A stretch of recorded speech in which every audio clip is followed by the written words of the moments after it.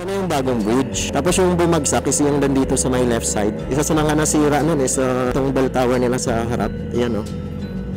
Ayan, ano na yan. Wasak yan. Dito naman is open sea na yan. Ayan o, ganda ng dagat o. Low tide pa. Ayan sila, yung mga tao dyan is naghahanap ng mga shelves. Look, nagtapon pa ng basura. Shoutout sa'yo. Ayan na, ito na, mga basakan. Ayan o, yan yung sa taas eh. Ito yung pwesto namin ngayon. Tapos, ito, sa tabi ng dagat. Nandun. Overlooking. Ito, dagat na to.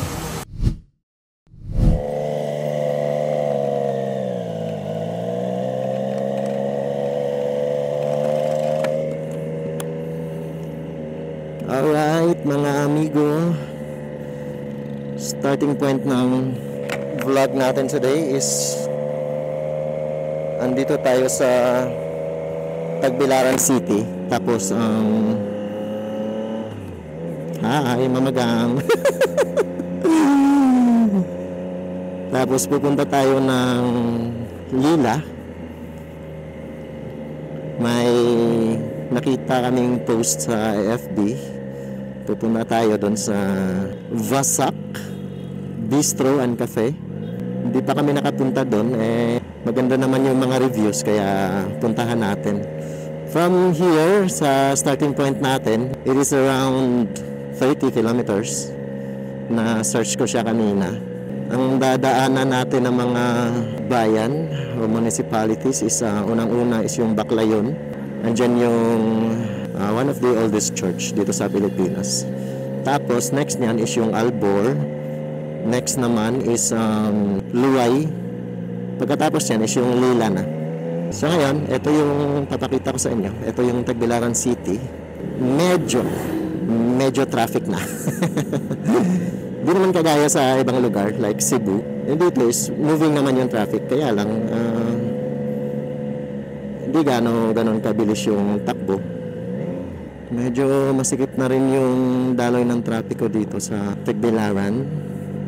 Pero moving naman siya. Ang dami kasing tricycle dito na bumabiyahe, plus mga motor, plus mga sasakyan. Kaya medyo siksikan na. Ito yung CPG Avenue. Ito yung pinaka main road ng Tagbilaran. Tapos may iksi lang tong na to. Malit lang naman kasi itong city na to. Ayos lang din tong ganitong oras. Malapit lang naman. Tsaka di masyadong mainit sa biyahe. Last month, I think naglabas ng ordinance dito sa city na bawal na yung ganyang helmet, yung nutshell. Kaya lang, parang kalaunan inalaw na rin nila. Dami kasing nagre-reklamo. Sabi nila. Ewan ko lang kung ano ba. Nakalimutan ko na magsalita. Nagbablog pala tayo. So ayan, medyo maiinis ka lang talaga sa city na to. Pag pumasok ka dito, kailangan mong tanungin kung saan ka dadaan. Kasi ang daming no entry dito. No left turn, no right turn. Ayan, kaya pag nagkamali ka ng liko, ang layo na ng iikutan mo.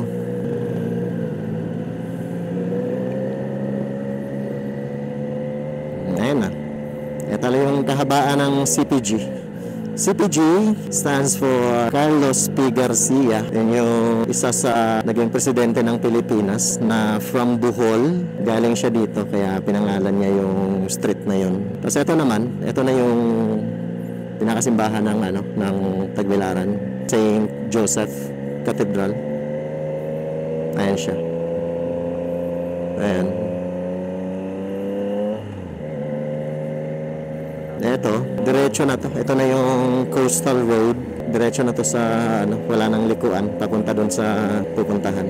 Buti na lang hindi natuloy yung ulan kasi kanina parang uulan. Traffic talaga to pag weekdays. Ngayon Sabado kaya di masyado. Yung mga tao ngayon is namamasyal na lang sila kung saan man. Itong Camry na to, sa Pinas is parang nabilong to sa mga luxury cars nung nagpunta kami nandun sa Dubai, ginagawa nilang Nagawa na yan nilang taxi doon, tsaka yung mga Lexus. Ano pa ba? Basta ang daming mga mamahaling sasakyan na ginagawa nilang taxi. Ito sa may unahan, ito yung isa sa mga daanan na papunta ng Panglao, Bohol. Ito kasi mga nagpapabagal ito eh. Ito mga tricycle na to. Slow moving sila, tapos nasa left side. Dito, pa kanan ka dyan is papunta na ng Panglao.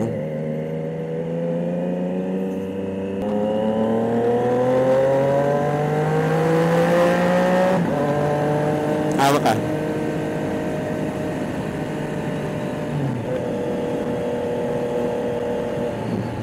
Bakit? Makatido yung ilong niya. Di mangulangot ka dyan. Ayan. Kita-kita ko dyan sa likod. Mangulangot ka dyan hanggat gusto mo. Eto na. Mukhang maganda na yung flow ng traffic dito. Sana medyo maluwang dun sa unahan para mabilis tayo makarating. Saglit lang naman yun. 30 kilometers. Nabawasan na ng Anong oras tayo umalis? Tapos 4 na pala. Siguro by 4:30 siguro andun na tayo o maaga pa, earlier. So bali itong content na to is yung continuation ng kanina na content ko. Nagpunta ako ng site kasi nagbigay ako ng sahod sa mga tauhan natin doon. Tapos ngayong hapon is wala namang lakad. Kaya naisipan namin na magkape doon o tingnan natin kung ano yung mga pwedeng kainin doon. Ito is part na to ng Baclayon. Next ito is yung Alborna. Saglit lang yun. Itong mga municipality na to is maliliit lang. Malaki naman siya. Kaya lang yung sakop ng na madadaanan natin sa kalsada na to is maiksi lang. Kaya ilang minutes lang andun ka na sa kabilang municipality. Hindi ko na rin siguro masyadong puputulin yung video para at least makita niyo yung way. Para na rin kayong namasyal dito sa amin sa Bohol. Yun naman yung isa sa purpose ng vlog na to eh. Ma-tour kayo sa lugar namin o di kaya naman yung mga OFW dyan na nasa ibang bansa na ang tagal nang di nakauwi. So, na-miss nyo yung daanan na to. Mga taga rito. Mapapanood nyo to. Iba din kasi sa feeling pag ganun. Parang makita mo yung lugar na dyan ka lumaki. Ayan ganda ng dito. Masarap din tambayan dyan. Tambay tayo minsan dyan. May daungan dyan ng mga bangka. Tapat lang ng simbahan. So ito na yung simbahan na sinasabi ko kanina. Yung one of the oldest church dito sa Pilipinas. Medyo malaki din yung sira niya. Lindol, last 2013. Ma-repair na naman. Kaya medyo okay na. Isa sa mga nasira nun is itong bell tower nila sa harap. Yan yan, na yan. Wasak yan. Tapos dito yung sinasabi ko na daungan nila. Masarap tambayan yan dun tabi ng dagat. Parang low tide ata, walang tubig eh. So ito na yung merkado ng Baclayon. So ito, masarap din magkape dito sa may Crescencia. Ayan, Sikwate. Tapos Putumaya. Last time nandun kami. Masarap eh. Kagandahan lang ng Crescencia is yung building niya mismo. Na-preserve nila yung lumang design. Hindi nila binago. Ay, low tide. Ayan Ayun, maluwag yung kalsada. Sakto lang yung takbo natin. Anong lugar ito Magang? Montanya. Ito yung lugar ni na Cesar Montano, Montanya.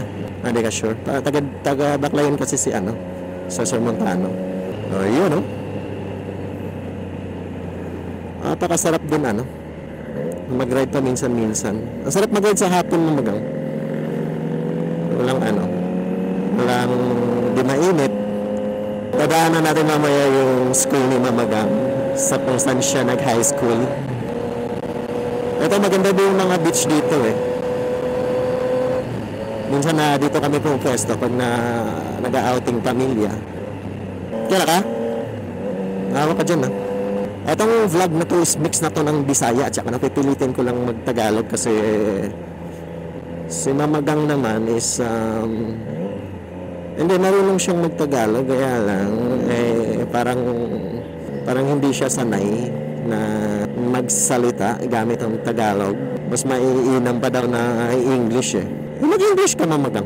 Nung previous content natin, na test natin yung fuel consumption ni Trident, nagulat ako. Ang labas ng computation kasi yung takbo ko from Nagpagas up to the next gasoline station is around 23 kilometers lang. So, ang nangyari, nagpa-full tank ako. Pagdating ko doon, yung kinarga nila is only 1 liter. Kaya hindi na ako naglabas ng cellphone. Automatic na yun. Yung 1 liter na yun is yung takbo ko is 23 kilometers. Medyo walwal pa yun ng konti. Lalo na pag chill ride lang. Partida, naka-aftermarket exhaust na to. Ibig sabihin is hindi masyadong mabubutas yung bulsa natin pag nag-ride tayo gamit to. Gusto ko din talaga ng nitong Trident 660. Ayos lang ba mamagang yung mo, hindi masyadong nakakangawit. Kasi comfort lang talaga ng naked bike kasi upright yung position mo. Di gaya ng, maganda ka tingnan sa sport bike. Kaya lang, yung likod mo naman is kawawa. Ayan, sa left side natin is eto na yung school ni Mamagang. Ayan, dyan siya nag-high school. Ayan. San Roque National High School. Shout out sa mga teachers ni Mamagang dyan. Meron pa ba Mamagang na hindi pa nag-retire lahat? May naiwan pa? Oh.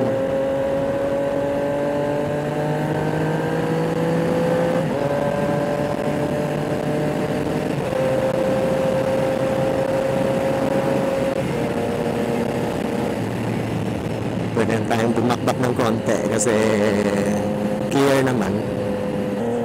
Mamaya, madadaanan natin yung bridge na nag-collapse. Yung ilan ba yung namatay doon? Basta marami yung namatay doon eh.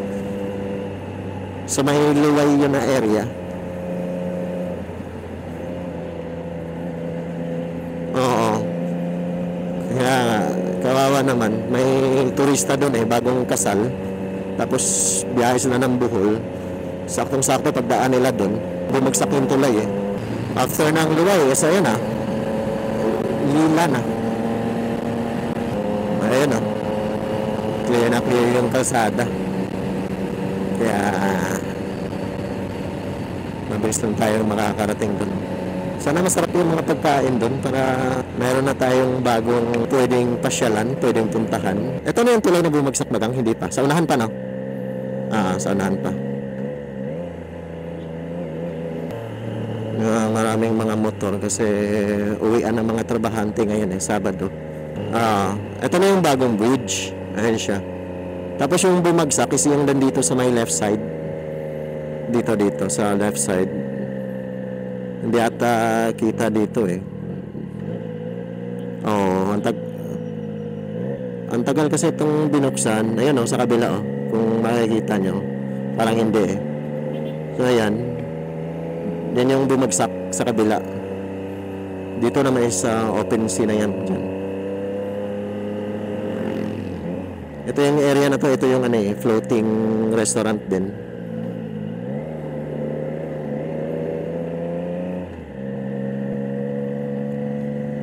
Itong palaf na to is papunta na to ng Lubok, Bohol. Kung alam niyo yung Lubok at saka Carmen. Diyan papunta yung Lubok muna is yun yung sikat na floating restaurant din. After nyan is yung papunta doon is yung Carmen din is yung andun yung Chocolate Hills. Tapos eto malapit na tayo. Nagtapon pa ng basura. Shoutout sa'yo. Yung pupuntahan natin is Vasak yung kasi yung Basak, yung B na Basak is yun yung Bisaya ng Palayan. Yung pupuntahan natin andun siya sa may taas ng Palayan. Ang ganda ng sarap sigurong tumira dyan overlooking ano to ayun problema tubig pero meron naman siguro sarap din malayo pa sa mga marites mo ng kapitbahay. At luway pa rin to. Lila na to. Sige.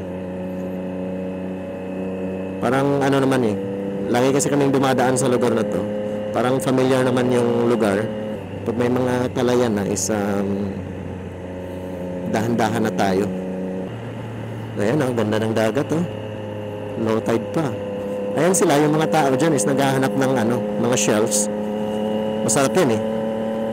Sabaw. Ayun ako. Pag magsipag ka, libre na talaga yung ulam mo.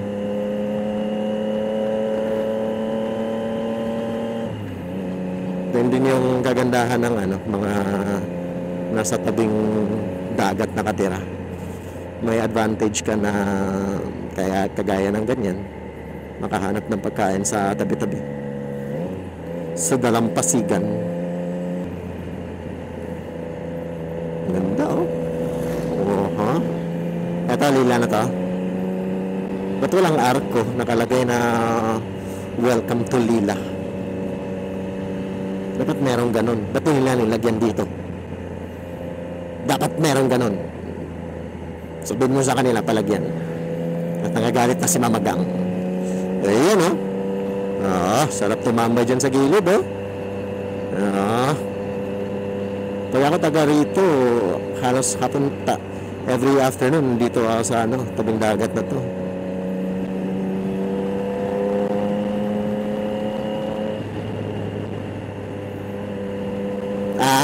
Asan yung seawall? Eto. Dumaan tayo ng seawall. Unahan ng konti ng seawall is yun yung pupuntahan natin. Yun yung na-search ko kanina. Pag may mga basakan na, pag may mga palayan na, doon na yung natin. Huwag na tayong magmabilis kasi malapit na eh. Baka sumobra pa tayo.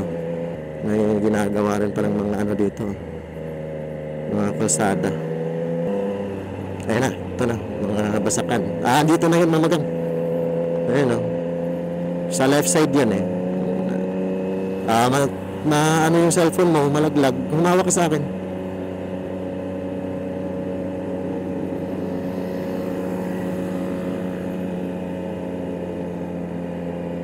Ayan na. Ito na pala sa kakaliwa tayo dito. Ayan o, yan yung sa taas eh. May kanto yan dyan. Tapos kakaliwa tayo.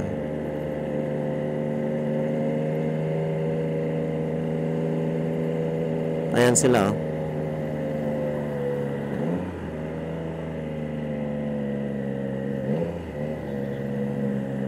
Ayan, sa taas.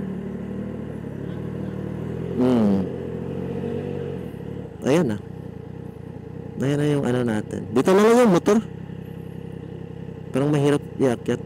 So, andito na tayo. Akit lang tayo doon mamaya. Tabi ko lang tong motor. So ayun mga amigo, nandito na tayo sa spot. And then, ito siya. Nasa taas siya ng mga palayan. Sa inyong kalsada. Maganda, ayos din.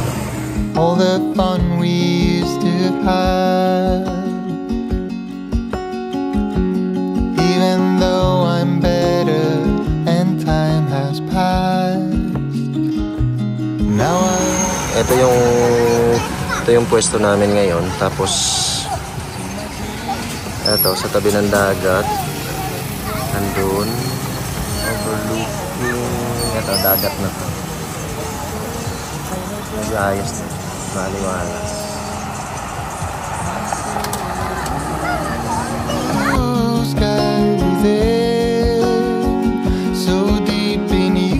Ito yung order ko. Americano. Ano saan ang imong mag-up? Americano. Dili, Americano eh. Salted caramel. Tapos imas eh. Spanish latte.